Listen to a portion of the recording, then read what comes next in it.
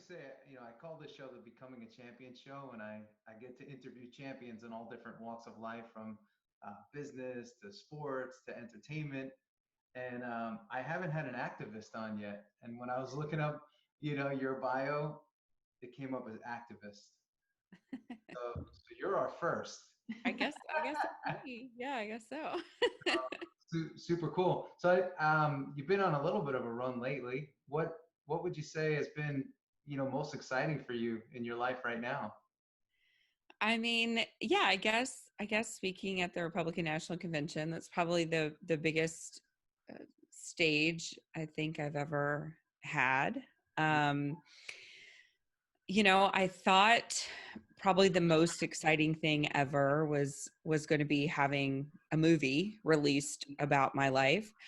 Um, but you know, then I was surprised yet again and spoke at the RNC, and that was maybe even bigger. So Mm. it was just different. It was something that was different. It was more political, I guess, than sort of the movie thing. So it's all fun, and just getting to share my story with different groups of people, and then watching what God does with it, and seeing people's minds being changed on a really important issue. And that's why I do what I do. It's for um, conversion, conversion of heart, conversion of mind, and just really helping people understand that it's okay to change your mind. It's okay to say, I've been thinking one way for a long time, or maybe my whole life, and now I've done some research. I've looked at things. Um, I've been educated, and now I've changed my mind, Yeah. and that's okay. Why do you think it's so hard for people to change their minds just on anything? You see people that go to the same restaurants every week, same night, same time, same people. But so we're talking that's a small decision, but just even big decisions. Why do you find it so difficult for people to change in general or change their mind? Most people don't like change, and they don't embrace change. Some of us do. I sort of like change. I sort of embrace the mentality that the only thing that should be consistent in our lives is that we're always willing to change, right? And that's sort of the motto that I like to like to live by, because I want to be a lifetime learner, Mm. and I think that's what makes for successful people, is that we're always willing to learn, we're always willing to be flexible, we're always willing to dialogue, we're always willing to listen. And it doesn't mean I'm going to necessarily accept your worldview or your point of view, but I'm willing to have an exchange of ideas, right? And so, but I always want to be a lifetime learner, but I think a lot of times we get sort of stuck Mm. in, in our viewpoints, and a lot of times that's because of our own experiences. And so particularly I find with the topics of abortion or any sort of hot button like social issues, people will often feel the way they feel because they have experienced that themselves. So a lot of people say, well, I can't change my mind on abortion because I've had an abortion. So that makes me a hypocrite if I change my mind because I myself have experienced an abortion. But that would be like telling an alcoholic, you can't stop drinking Mm. because you're a drinker, because you're an alcoholic. No, when you know better, you do better, right? And when you learn something that's new, and better, then you make a better decision. And it's the same with abortion. It's just like little kids, right? It's just like parenting. When you're parenting little kids, you never have to tell a child the wrong thing to do. Right?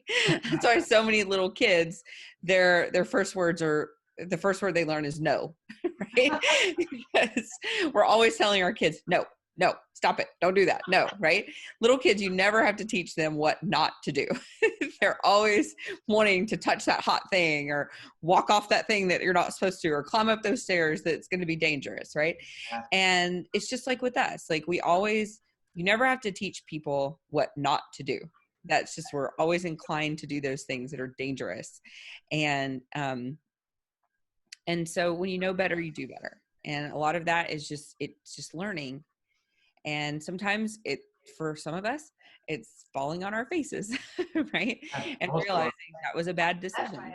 Best way to learn. Yeah, I think that most of us learn that way. I've always been fascinated with people not wanting to change because, when you ask any 80-year-old or 90-year-old, when they look in the mirror like, hey, did you want this to happen? And they'll all say, no, I didn't want to get old. I wanted to stay beautiful. But it happens, right? We change. The human dynamic is you have to change or change is going to happen for you. No matter what, we're always changing. But that's why I love Abby's story, because you yourself, you worked for Planned Parenthood and you considered yourself an ultra feminist, and you believed in the work you were doing, and you came across a situation and you were able to look at that and be like, you learned from that and you grew from it and you changed, And it was after a long time. It wasn't like I had worked at Planned Parenthood for like a few weeks or even a few months. I had been there for 8 years. I mean, I've been there a long time. And so it wasn't like, oh my gosh, I just learned this information. I just started working here. I had been there for a long time. And so it was hard for me to look at this and say, oh my gosh, I've been here for 8 years. Have I been living a lie for 8 years? And to have to face that was difficult. And that was a difficult change to make. Yeah. But ultimately, when you are faced with right and wrong, and many of us I think we come to those crossroads pretty much daily in our lives, where you have to make a decision. Am I going to do the right thing or am I going to do the wrong thing? And many times we choose the wrong thing. And when we choose the wrong thing, I believe our hearts become a little bit hardened. And that's what I had been choosing for 8 years. I've been, coming to this crossroad and choosing the wrong thing and choosing the wrong thing. And my heart had become very hardened to abortion and to what I had been doing. But on this one day, when I was faced with this very horrible, very raw truth of what abortion was, I was at that crossroad. And thankfully, I chose the path of righteousness and chose the correct path. And it was scary. It was scary to make change, but it was the right thing to do. And sometimes choosing the right thing to do is scary. Mm-hmm. You think, I feel like today there's a lot of confusion as to what's right and what's wrong. It's like these basic truths I think people are struggling with in general, just on so many different topics, right? It's just, you're seeing a lot of people sort of take that wrong lane. They keep getting off the wrong lane. And it's almost like I think from a societal standpoint, we have to go back and teach what's right and what's wrong. Maybe just, again, I haven't, I know how I grew up, what was right, what was wrong, but I think a lot of people maybe today with split family models or parents just not investing enough time in the kids or delegating, the responsibility of parenting, kids are not learning right and wrong. So they don't know the difference. I know that may sound crazy, but maybe there's some truth to that. Well, it's true, but look at our society too. I mean, look at just what our culture has done. So hear all the time, his truth or her truth or my truth or your truth, but that's a lie, right? There's just the truth. I mean, that's it. Yeah. There's just one truth. There's just one right and there's one wrong. That's it. But we now live in a society where truth has really become subjective in the mind of our culture. Mm. And so, you know, there is no such thing anymore in our society as absolute truth or absolute right and wrong. And we see that running rampant with our young people today. So it's not absolutely wrong to kill an innocent person anymore. Not in our society today. It's not absolutely wrong to steal something from someone, right? Because, well, maybe they deserved it. Yep, which is Maybe they owed it to me. yeah. I can steal from someone if they owe it to me. So we're missing these absolute truths in our society. And a lot of it is because of a lack of parenting. A lot of it is a lack of I believe a lack of proper teaching in our churches. We are just not willing to speak absolute truth when we should. And so we're just whitewashing truth, and we're allowing political correctness to take over. Look at just, gender politics, gender identity politics. Now we've got over 100 genders. That's ridiculous. But you can't just speak these facts anymore. Even science is now subjective. Right. Yeah. So science, which used to be absolute truth, now leftist politics have allowed science to become subjective. So, we're living in times, the Bible talks about, good being labeled as evil and evil being labeled as good. And that's really that is the time that we're living in today. Yeah, which is really interesting because it sounds like people are running away from truths, right? But for me, I coach people for a living, and they need structure and they need discipline in order to succeed at anything. So if you don't have structure, you don't have discipline, you continually make up what you see as the truth, you get into some really dark, dangerous places and some spirals that again take you down the roads of, you see depression, anxiety, suicide, elevation everywhere. And when you run from whatever, that absolute truth, that's where you go. Unfortunately, you go to some dark places. Well, there's just rules, right? There's rules to any game. There are rules to life. Yeah. And just like in any sport, right? Just like in baseball, for instance, a strike is a strike, right? It's not subjective, right? A ball is a ball. It's not subjective. You're either safe or you're not safe. Yep. That's it, right? And can you imagine a baseball game where people could start saying, well, you think he was safe, but I don't really think he was safe. Let's leave it up to the audience to decide. No, that would be ridiculous. The crowd is going to decide if he was safe or not, right? We're just going to leave it up to public opinion. That would be ridiculous, right? The game would be ruined. And that's what's happening today in our society. Society is being ruined because public opinion is dictating the laws of our society. And a law-abiding, lawful society cannot be run that way. There have to be absolute truths. There have to be absolute laws. Otherwise, you're dealing with lawlessness. And that's exactly what we're seeing today. Yeah. What's scary is, that I see is there's so many impressionable people out there that, put people around. It's like Denzel says, listen, if you hang around the barbershop long enough, you're eventually going to get a haircut. If you hang around people that are lawless or thinking just all about freedom and free in a negative way, these people that are on the fence, they may not have the confidence to think for themselves. They end up going there and joining Right. the pack. It becomes more like I'm a part of something now and I wasn't. Whether it's good or bad, truth or not truth, right or wrong, that's where I think a lot of people, they just join the pack, which is so dangerous. Well, it is that mob mentality, right? Which is very, very dangerous. And that's what we're seeing today. It's um, a lot of followers and not a lot of leaders.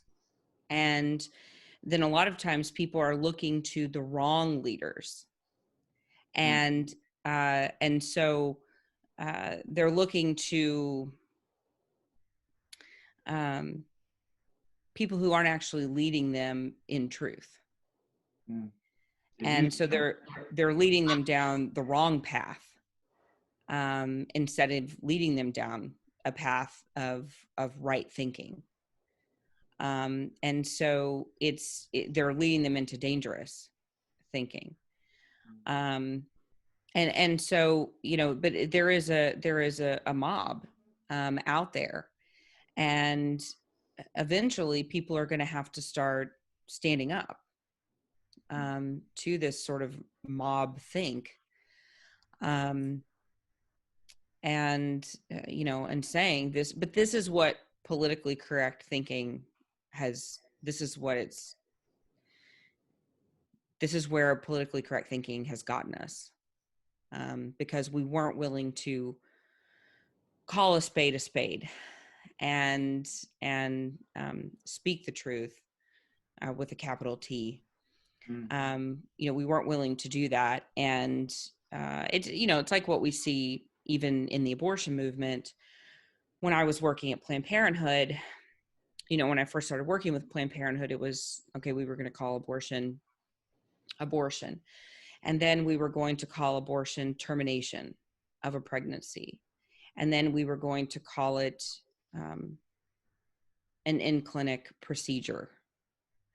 And so the language continues to get dumbed down and more palatable for the masses.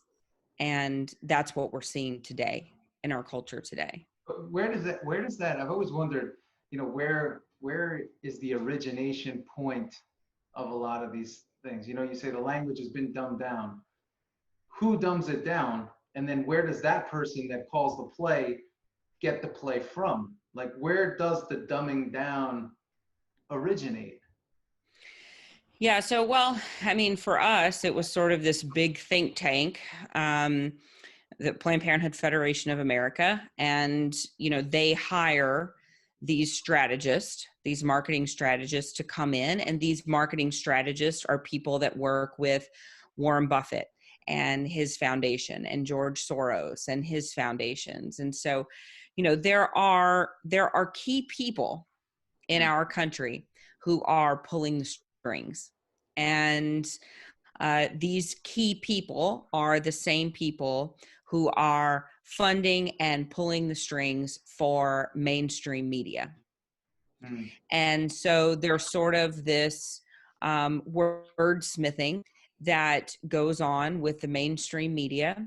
And those people in the mainstream media are these marketing firms, are the same people that are wordsmithing for these large corporations, like Planned Parenthood Federation of America, and like Amnesty International, like the NAACP, all of these very liberal organizations. And so it starts there, though. It starts with their money, with Bill Gates and George Soros and Warren Buffett. It starts with their money, with their marketing firms, and they get into mainstream secular media. And then it starts going into these large billion-dollar corporations that they fund, and then it trickles down from there. Yeah. And once the media gets a hold of it, then it's being fed to us. It's being pumped into our televisions. It's on the radio. It's everywhere. It's on social media. It's everywhere. And then people just start to accept it as part of their vocabulary. Yeah, interesting. I've always wondered about that, how it how the sponge gets wrung out and the Mm-hmm. it gets all over everybody like rain. Right. Yeah, really interesting. Which again, if you don't have values for yourself, you're very easily influenced and you know, I guess penetrated by those messages, both good and Sure. bad. Sure. Yeah. Well, and look at who they're targeting the most. So they're not targeting the three of us, right? They're targeting our children. So if they can get these messages to our kids, and they're primarily getting them to our children through social media, through music, through ads, through movies, through original content that's made for their demographic, for their age demographic, through the school systems, through education, the curriculum that's being given to our children, then that's where they get them hooked. So they, for us, they know that our belief systems are sort of set, right? But it's through our young people. So when you look at all of the Black Lives Matter protests and things that are going on, I mean, look at who's out there. It's young people. It's teenagers. It's 19-year-olds, 20-year-olds, 21-year-olds, and younger. They are the ones that these organizations are trying to get to. And they're very successful because they have the money, they have the influence, and they have their minds. They have these young people's minds. They have their ears. They have their eyes, through all of the social media and the original programming that's being pumped to them through smartphones, because every kid has got a smartphone, and through the curriculum that's going into schools, because parents just aren't paying attention. They are not paying attention to what their kids are listening to and what they're looking at. And it's really unfortunate. Yeah. So with that, this is a sort of a practical follow-up question. What can parents do to raise better kids, or kids that are leaders that can think for themselves? Take away the smartphones. No phones. See? Oh, that I don't know. I don't know if that's That's like my that's the ultimate pacifier. Then, No. then how do we handle a crying child, or how do we handle a child that doesn't listen? Here's the phone. No phone. Yeah, nope. You got to take away the smartphones. It is, there is a growing, everybody keeps talking about COVID as a pandemic. No, that's not the pandemic. There is a growing pandemic in our country of predators luring our children on smartphones through these apps. My daughter is almost 14, and she does not have access to any of that. She does not have any social media. She does not have internet, none of that. And she's still cool. She still has lots of friends. Her friends still like her. You guys are Amish for a minute over there. We're not Amish. No, we have all the normal things, but there's phones out there. One phone that I really like, I'm not a spokesman for them or anything. I should be. They should pay me as much as I talk about them. Yeah. There's a phone company out there. It's called Gabb Wireless. It's GABB wireless.com. You can buy one of their phones. It looks like a smartphone, but it's not. It's $80 for the phone. And I think their plans are like $20 or $25 a month. I think we paid $20 a month. It looks like a smartphone, so your kids can look cool, but it's not. It has no data. They can call people. They can text people. There's a camera on it. There's a calculator, and that's it. There's no ability to download apps. There's no internet on it. It completely protects your child, but there's GPS tracking on it, so you can track your child, so you know where they are. But parents have got to stop trying to be their children's friends and start being their kids' parents. You do not need to be cool to your kids. Your kids should not think you're cool, at all. You need to step up and be your child's parent. and you need to be in their business. Your child has no right to privacy while they're living in your home. If you believe that your child has any right to privacy, you are setting them up to be lured in by a predator. My daughter regularly, I mean, she'll be in the house and she'll be texting on her phone, and I'll just walk by and say, hands up. And she puts her hands up. I take her phone. I scroll through her text messages. I look at what she's texting. I look at who she's texting. We've never had a problem. I've never seen her doing anything she shouldn't be doing, but I regularly do that. I regularly look at her phone. I give it back to her, make sure she's not saying anything she shouldn't be saying, making sure she's not texting anybody she shouldn't be texting. Our rule is that you only text people if I know their parents.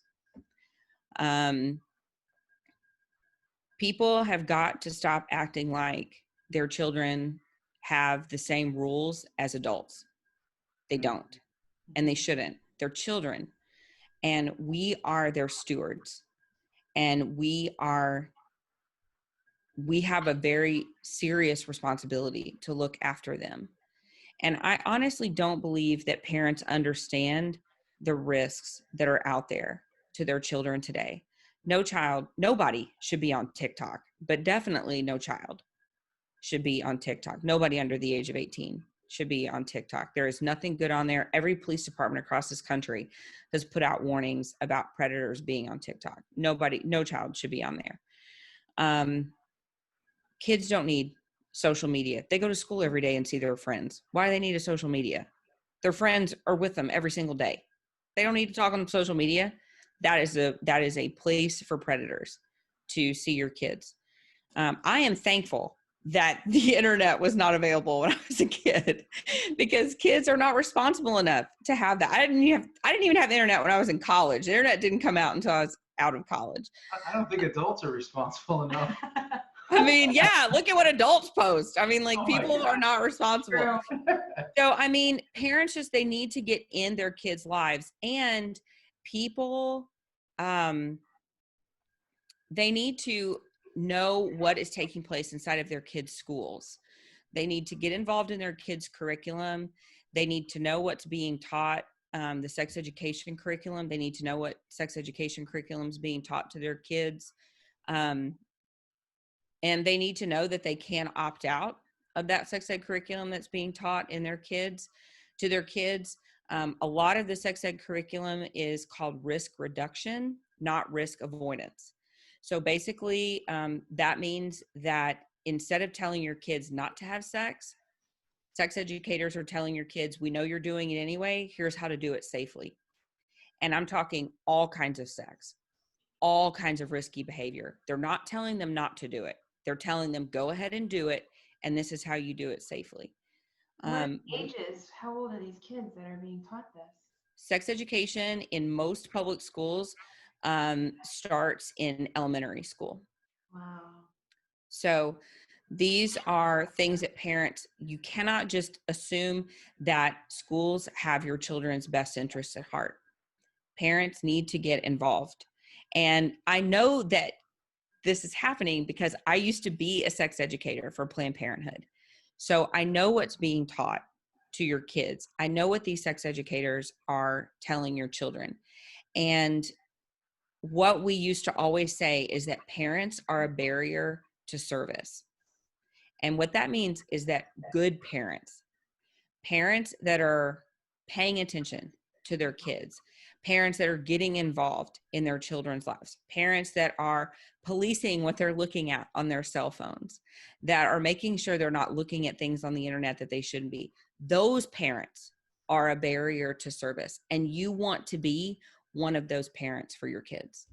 I have to add a little personal story. My father took me out of a sex ed class because I just wasn't there mentally. Like, I wasn't doing those things. And I remember, like, I forget what class it was, but they were talking about certain things and it made me feel uncomfortable as a 14-year-old girl. And I went to my dad. I said, Dad, this really makes me uncomfortable. He went to the school. He talked to the principal. I was taken out of the class for the days that they were talking about certain things. And I appreciate him for being that parent, stepping in and, telling the school, no, you're not going to teach my kid that. if they need to know about it, I'll talk to them about it, Yeah. So. And that's how it should be. I mean, parents should be the experts on these things in their kids' lives. I feel like all kids aren't the same. I feel Right. like kids are operating at different levels, I don't know. It's crazy. It is. It is. Well, I think too, again, a lot of it goes back to the involvement of the parent in the kid's life. And I do agree with you 100% when you say there's a lot of parents out there that are acting like the child's friend. And, again, I work in a lot of business environments as well. And these same kids whose parents treat them as friends, they expect to go into a business environment, have the boss, treat them the same way. And it says, no, you're on the bottom of this totem pole here. You're just getting started. You don't have the same rights as the C-suite or the guy that founded the company. It doesn't work. It doesn't work like that. And I believe that there's a lot of issues in the business landscape today because of that. And you have these HR departments that are, between the employee and the leadership to keep everything just what I call it neutralizing the company. Well, we're living sort of in these generations of entitlement, right? People don't want to work to be on top. They just think, well, I exist, so I deserve to receive everything that everybody else is getting. Yeah. Just because I exist. That's not the way the world works. That's definitely not the way it should work. You have to work hard to get the things that you receive. And that's just not the way that these younger generations have been taught. And I think, I think a lot of it started with this whole like participation ribbon generation, right? Where if you just show up to do something, you get a prize. Yeah. You get a ribbon. And so there's no winners and there's no losers. And I'm like, no, there's always a winner and there's always a loser, right? And part of growing up is learning how to lose. Mm-hmm. But that's not what we're teaching our kids anymore. And so now, like what we saw in the last election when President Trump won, I live in Austin, and you had students from the University of Texas who didn't support Donald Trump. They had to stop classes the day after the election results and allow them a safe space to color. College kids, college students, they had to shut down the classes and open up the classrooms for college age students to color in coloring books because they couldn't study or learn because they were so upset about their guy or their woman not winning the election. These kids, they don't know how to lose anymore. Yeah. They don't know how to win and they don't know how to lose because everything is just about entitlement. And everything is just about, well, I participated, so that means I'm a winner. And, part of the human experience is really learning how to lose. And learning that you don't always get your way. Yeah. That's part of it. That's part of living life. That's part of being an adult. And that you don't get to pitch a fit and throw a tantrum and have a coloring book session every time you don't get your way. Yeah, it's wild. It's the thought process is very interesting. That kids and people in general think this way. I find that I was always brought up to see things that maybe you can't have now, but if you work hard, you can have those things, right? Everybody's entitled to those things if they do the work. Yeah, you got to work. Yeah, and that's the key, right? If you do the work, you receive the prize. Maybe, and sometimes you don't. Sometimes you do the work and you come up short. But I wanted to ask you just quick on your journey. We met years ago, while your movie was coming out, How have you gone from, let's say working in Planned Parenthood to this journey to the stage of the RNC? It's been a pretty interesting journey. And I think sharing journeys like that, it gives people hope and it gives them a model where they could, emulate your steps in some way, but also see themselves within you.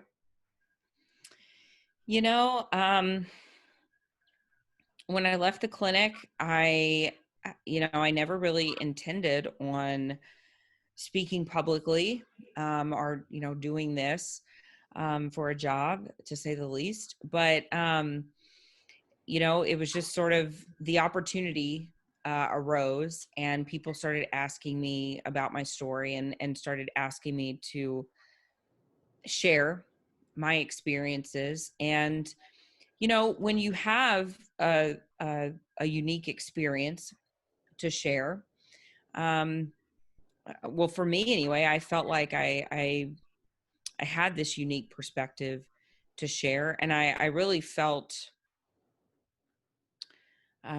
responsible to share it. And I felt like I had this perspective that very few people did. And so I sort of felt this burden to get it out. And I also felt like it was sort of part of my healing process as well, because I had really gone through some traumatic events working at an abortion clinic for 8 years. And so I felt like part of my healing journey as well was sort of speaking these things, Yeah. out loud and getting them out there publicly. And so I did.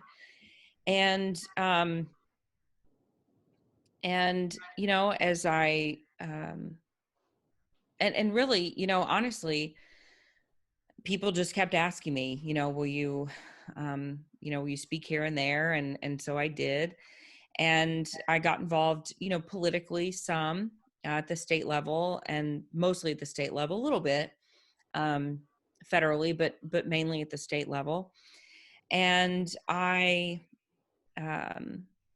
started a couple of nonprofit, pro-life nonprofit groups that are, very successful. Didn't really know what I was doing there, but I figured it out, and and worked hard at that. And I always said that, my prayer was always that I was never going to beg for work as far as speaking goes. So I just always said, Lord, if a time comes where I'm not supposed to be standing on a stage anymore, or, if the time comes where I'm just supposed to, bow out and let someone else sort of rise up, then just close the door for me. I'm never going to put my name out there and say, please hire me to be your speaker. I'm never going to do that. And so I've, just sort of always prayed for discernment on that. But the doors just, kept opening and kept opening. And then the movie came out, which I didn't ask for at all. But that happened. I recommend everybody go see it. Oh, thank you. And so the movie came out, and that was exciting. And I thought, that was really going to be sort of the highlight of my career, and probably the biggest platform ever. And so then I just sort of, kept my head down and kept doing the work. And then I got a call from the Trump campaign and asked if I would sort of, be the pro-life voice at the RNC, which I was honored. And so I did that, and, doors just keep opening, and I just keep, walking through them as I feel called. And, it's just, I just started my own podcast recently. And so it's just, it's really, I just keep, going where I'm called to go, and, God just keeps making a way for me. And that's just always my prayer, that when when the door needs to open, it'll open. And when it needs to close, it'll close. And, you know, I don't ever want to force anything to happen. And that's just sort of how I've led this journey over the past 11 years. And it's led to a very peace-filled journey as well. I haven't felt like I've had to fight to get here. You know, I've just sort of really just really allowed God to just do with this what he wants me to do. And so I haven't had to struggle. I haven't had to fight. I haven't had to worry, you know, like, oh, I wonder what's going to happen next year. Is anybody going to book me to speak, or what, you know, what am I going to be doing 5 years from? I have not worried at all. He's just taking care of it. Yeah. How has the response been since your RNC speech? Did you get any feedback from that? Yeah, I mean, you know, both good and bad. You know, when you speak on a big platform like that, of course, there's going to be a lot of haters, you know, which is fine. We expected that. I mean, as soon as I accepted, you know, my whole family just started praying. We knew the attacks would come, and so we expected that.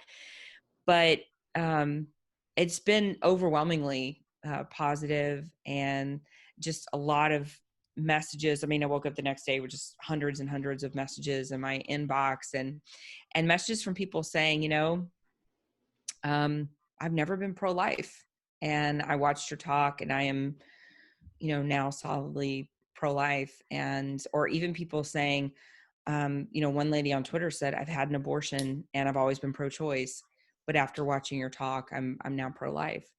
And I had lots of messages like that. So, you know, and that's what this is all about. It's about changing minds and hearts, and doing what I can to find some sort of justice for the unborn and their mothers. And so it's really beautiful.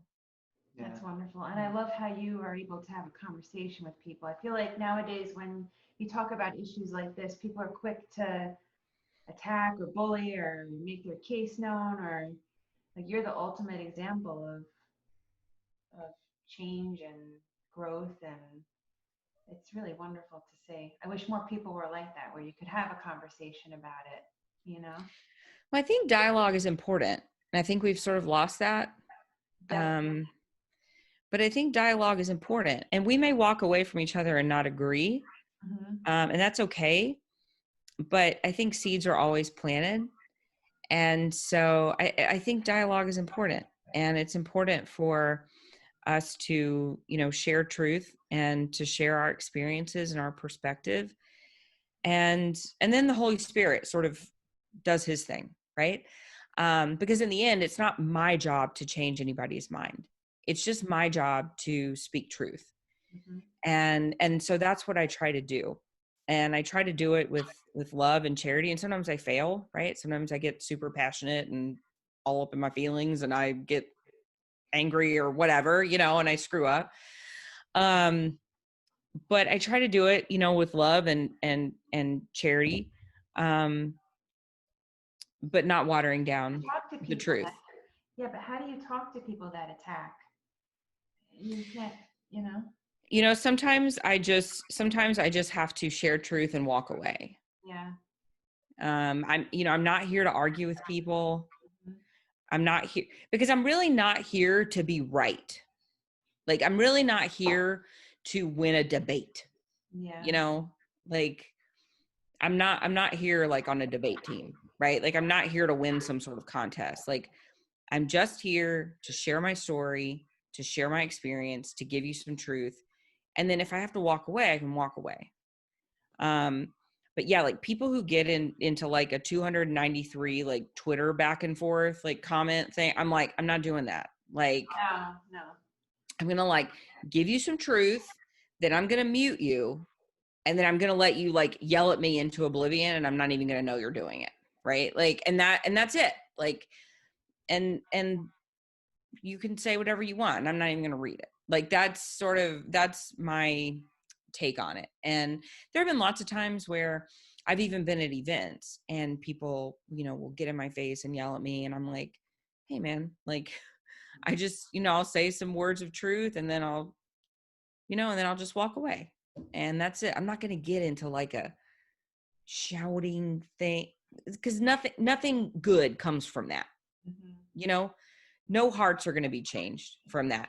But maybe if I say something kind, maybe if I do something that breaks the stereotype that they think I am, maybe that will resonate with them. But if I just fit the mold of the stereotype of the person that they think I am, and I'm just shouting at them for 5 minutes, that does nothing but solidify who they think I am. Right. Yeah. It's interesting. Abby, what's right now? What do you have in front of you? What's the biggest thing that you're working on right now as you the podcast, right? podcast? Yeah. I'm doing a lot of, my podcast just got moved to 2 days a week, so I'm trying to do a lot of taping for that. But I run these 2 nonprofits, so that's always busy. We're really busy with one of them right now because of COVID, and we help single moms. So just a lot of need right now for that. So yeah, I mean, it's just, we're always busy. I have 8 kids. So that's really the biggest thing in front of me at all times. Yeah, is that I have 8 kids. One more, you could have had your own baseball team. I know, right? One short. That's cool. Well, I always, not to take too much of your time, but I do have one last question, because I call this the Becoming a Champion show. I feel like we're all on a journey to become our best self, our champion self. And I always ask every guest that comes on, what does the word champion mean to you? A Texan, easy for someone from Texas. I mean, yeah, right. I don't know. Usually I would say Houston Texans, but now I'm on a boycott of the NFL. So, what is becoming what does a champion mean? A champion to me means, well, I've said it before, I said it here, always being willing to learn and to do better. Yeah, I like that. Love it. It's cool, because that's what keeps you growing and keeps you moving forward. Yep, that's right. And it doesn't ever let you get stuck in one way of thinking or being. Yeah, always being willing to be your better self. Yeah, cool. Awesome. Love it, Abby. Well, thank you so much for hanging with us today. Yeah, It was thank you. great to see you. Thanks so much. So good to see you guys. You too. And we'll catch up again, I'm sure. Okay.